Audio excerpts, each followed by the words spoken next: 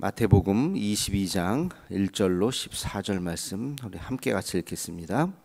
예수께서 다시 비유로 말씀하여 이르시되 천국은 마치 자기 아들을 위하여 혼인잔치를 베푼 어떤 임금과 같으니 그 종들을 보내어 그 청한 사람들을 혼인잔치에 오라 하였더니 오기를 싫어하거늘 다시 다른 종들을 보내며 이르되 청한 사람들에게 이르기를 내가 오찬을 준비하되 나의 소와 살찐 짐승을 잡고 모든 것을 갖추었으니 혼인잔치에 오소서 하라 하였더니 그들이 돌아보지도 않고 한 사람은 자기 밭으로 한 사람은 자기 사업하러 가고 그 남은 자들은 종들을 잡아 모욕하고 죽이니 임금이 노하여 군대를 보내어 그 살인한 자들을 진멸하고 그 동네를 불사르고 이에 종들에게 이르되 혼인잔치는 준비되었으나 청한 사람들은 합당하지 아니하니 내거리 길에 가서 사람을 만나는 대로 혼인잔치에 청하러 오라 한데 종들이 길에 나가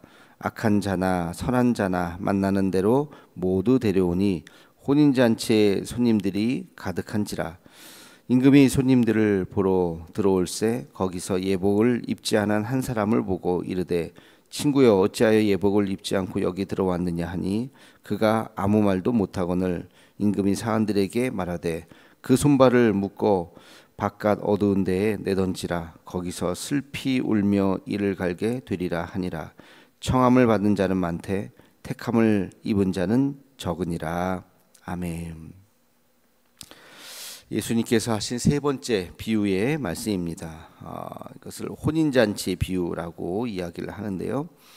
줄거리는 이렇습니다. 어떤 사람이 혼인잔치를 베풀었는데 사람들을 초청했는데 아무도 오지 않았어요.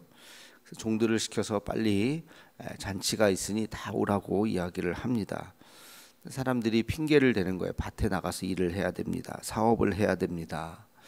이 핑계 저 핑계, 심지어는 자기를 부르러 온 그 종들을 잡아 죽이기까지 합니다. 그 소식을 듣고 임금이 너무 화가 났죠. 그래서 그 종들을 잡아 죽인 사람들을 군대를 보내서 다 진멸하고 그 사람들뿐만 아니라 그 가족 마을 사람들까지 싹 그냥 진멸을 해요. 이게 소설 같은 이야기니까 그냥 이야기니까 이게 무슨 이런 일이 현실 속에서 있나? 글쎄요. 현실 속에서 있기는 어렵겠죠. 그러나 하여튼 그 이야기의 핵심을 우리가 잘 봐야 됩니다. 그런데 그 혼인 잔치를 계속 베풀고 있으니까 음식도 있고 잔치에 또 아들을 위해서 베푼 잔치잖아요. 그러니까 사람들이 있어야 되니까 다시 종들을 시켜서 누구든지 오라 해라. 악한 사람도 좋고 누구든지 악한 사람, 착한 사람, 동네 사람들 다 불러서 가득 차게 되었습니다. 임금이 이제 내려와서 혼인 잔치를 보는데 또 하나의 에피소드가 있어요. 거기 예복을 입지 않은 한 사람이 있어요. 그래서 너는 왜 예복을 입지 않았느냐 그랬더니 아무 말도 하지 못했고 그 예복을 입은 사람은 내쫓아라. 그래서 이제 쫓겨났습니다. 슬피 울며 이를 갈고 얼마나 억울하겠습니까? 다 들어왔다가 쫓겨났으니까 거기에 먹지 못한 음식들이 눈에 아른아른 거리면서 아마도 그러면서 이제 스토리는 끝나요. 근데 마지막 멘트 이게 이제 주제와 같은 말씀이죠. 청함을 받은 자는 많되 택함을 입은 자는 적으니라. 요게 이제 그 스토리의 마지막 결론입니다. 자, 이 비유를 그러면 우리가 한번 해석을 해봅시다. 해석을 하면요, 굉장히 이게 딱 우리에게 지금 이 복음을 설명하는 아주 좋은 비유라고 생각을 할 수가 있어요. 혼인잔치는 천국 잔치를 이야기하는 거죠. 우리가 천국에 가면 잔치가 펼쳐지죠, 그죠? 그 아들을 위한 하나님의 아들 예수 그리스도를 위한 그 혼인 잔치. 심지어는 오늘 표현에는 없지만 심지어는 우리가 그분이 신랑이고 우리가 신부다. 혼인잔치 주인공이에요. 이제 그렇게 이야기를 합니다. 혼인잔치에 와라. 우리는 이제 예수 믿고 천국 가면 되는 거예요. 근데 안 믿어요. 예수님을 안 믿어요. 특별히 예수님 믿으라고 말하는 사람들을 핍박을 합니다. 잡아 죽이기도 하고 이제 그래서 임금이 이제 수많은 사람들을 이제 아무나 불러라라고 하는 것은 복음은 누구나 듣는 자의 것입니다. 뭐 특별한 사람이 아니에요. 뭐 착한 사람만 구원받는 것이 아닙니다. 누구나 다 그 복음을 듣는 자 오세요 오세요. 뭐 선한 사람 악한 사람 뭐 누구든지 나그네든지 뭐 어떤 사람은 다 천국 잔치가 혼인 잔치가 있으니 다 오십시오. 그 이야기를 들은 사람이 갈 수가 있어요. 그러니까 천국에 못 갈 사람이 없는 거죠. 우리도 예수 믿으세요 하는 말씀을 듣는 사람이 그 사람이 범죄자든 누구든 관계없이 다 하나님 앞에 나올 수가 있습니다. 근데 먼저 가기 전에 천국에 가기 전에 중간 기착지에 들려야 될 때가 있죠. 거기가 바로 교회죠, 교회. 우리가 교회에서 신앙생활을 하고 그리고 이제 죽을 때 하늘나라 가게 되는 겁니다. 그래서 청함받은 사람은 많다라고 하는 말씀은 그 이야기를 듣고 예수님 믿으세요라는 말을 듣고 그래 교회에 나가야 되겠구나 하고 교회에 온 사람들은 많다는 거예요. 여기가 중간 기착지라고 볼 수 있어요. 그래서 많은데 근데 여기서 해야 될 게 있어요. 그게 뭐예요? 그 옷을 갈아입어야 된다는 거죠. 옷을 갈아입어야 된다. 예복으로 갈아입어야 됩니다. 옛날로 그대로 입고 나면 하늘나라에 가지도 못하겠지만 그 가서 쫓겨나는 거예요. 쫓겨나는 거예요. 얼마나 억울하겠어요. 여기까지는 왔는데 마지막에 그 문에 들어가지 못하고 쫓겨나니 얼마나 억울하겠습니까? 그 교회에서 신앙생활을 하는 동안 우리는 예복을 갈아입어야 됩니다. 예복을 갈아입는다는 게 뭔가? 그게 바로 회개죠. 회개.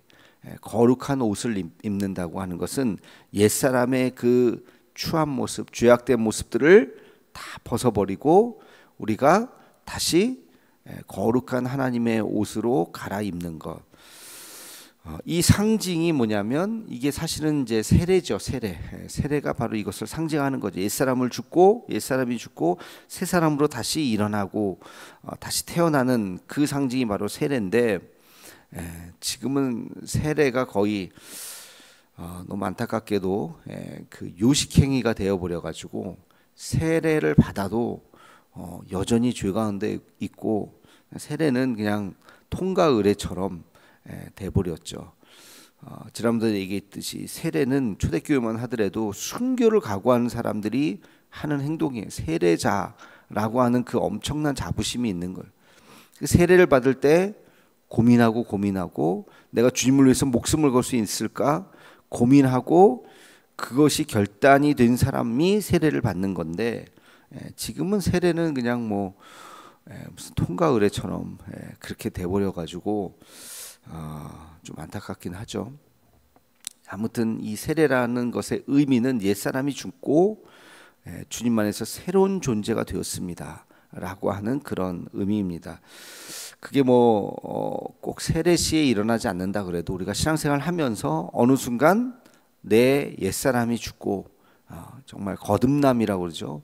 주님을 만나는 내가 정말 주님으로 인해서 내가 다시 태어났습니다 하는 그 순간, 그게 바로 예복을 입는 순간이죠.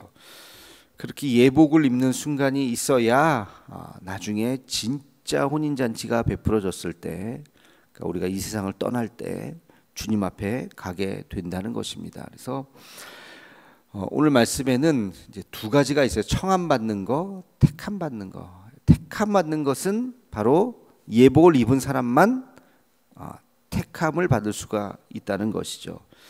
그래서 첫 번째는 이제 그 종들의 그 이야기에 청함에 응답을 하는 거예요. 혼인 잔치가 있구나, 한번 가볼까? 뭐 호기심일 수도 있고, 근데 뭐 바빠서 못 가는 사람들은 이미 심판받은 사람들이잖아요. 근데 그래 한번 가보자 해가지고 이 첫 번째 청함에 우리가 응답이 돼야 됩니다. 근데 거기서 끝나는 게 아니에요. 교회 안에 들어왔다고 다 구원받는 게 아니잖아요.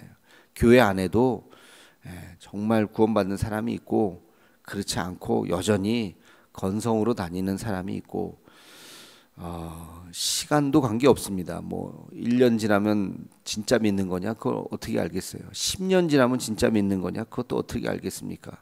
평생을 다녀도 건성으로 다니는 사람도 있고, 한 달 만에, 아니 일주일 만에 정말 주님을 인격적으로 만날 수도 있겠죠.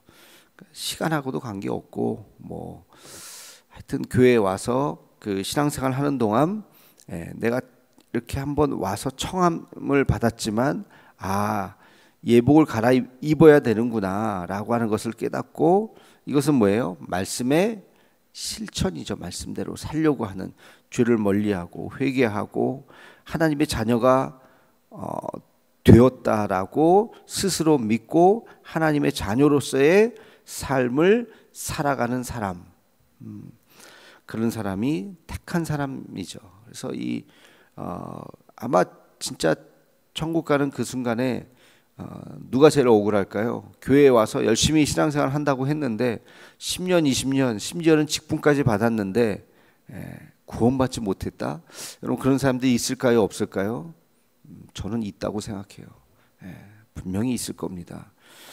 그런 사람들이 제일 억울할 거예요. 나 교회 한평생 다녔는데 10년, 20년, 30년, 나 심지어는 내가 직분도 받았는데, 그래서 교회에서 내가 어떤 사람인데 근데 구원을 못 받았다? 그것만큼 억울한 사람이 어디 있겠어요. 왜 못 받았어요? 진짜 마음으로, 내 심장으로 하나님을 믿지 않았기 때문에 그래요. 그냥 종교 생활이었을 뿐이지. 지난번에 얘기했듯이 월화수목금토 일요일 오전에 하는 내 종교 생활이에요. 교회 갔다 오면 이제 끝난 거예요. 종교 생활 끝. 그 다음에 또 자기 멋대로 살다가 또 월화수목금토 일요일 날 아침에 또 종교 생활을 하고, 그렇게 사는 사람들도 분명히 있을 겁니다. 그렇게 10년, 20년, 30년을 믿은들 진정한 구원이 있겠어요? 천국 잔치에 혼인 잔치에 초청은 되었을지 몰라요. 근데 정말로 택함 받지는 못하는 거, 하나님께서 그를 택하실 수는 없겠죠. 왜? 예복을 갈아입지 않았기 때문에. 자, 오늘 말씀이 이제 이런 비유입니다. 그러니까 그냥 들으면 좀 황당한 얘기네, 그럴 수 있지만 아주 우리가 구원받는 아주 중요한 그 여정을 잘 설명한 이야기다 하는 것을 다시 한번 깨닫고, 우리가 안타깝게 교회 안에 들어왔는데 구원받지 못하는 일이 없기를 우리 스스로가 다시 한번 다짐하고, 정말 내가 예복을 잘 갈아입었는지, 내가 주의 말씀대로 지금 잘 순종하며 살고 있는지, 내 심장이 예수님의 거룩한 보혈로 새로워졌는지 다시 한번 우리 스스로 깨닫는 이 시간이 되기를 주님의 이름으로 축원합니다. 기도하겠습니다. 거룩하신 주님, 복된 주의 날, 하나님, 우리가 다시 한번 주의 말씀을 우리가 기억합니다. 이 혼인잔치의 비유를 통해서 우리가 어디까지 왔는지, 우리는 정말로 변화되고 있는지, 우리는 정말로 예복을 갈아입었는지 다시 한번 기억하게 도와주시고, 마지막 그 순간 하나님 앞에 설 수 있는 그러한 은혜를 허락하여 주시옵소서. 예수님의 이름으로 기도하옵나이다. 아멘.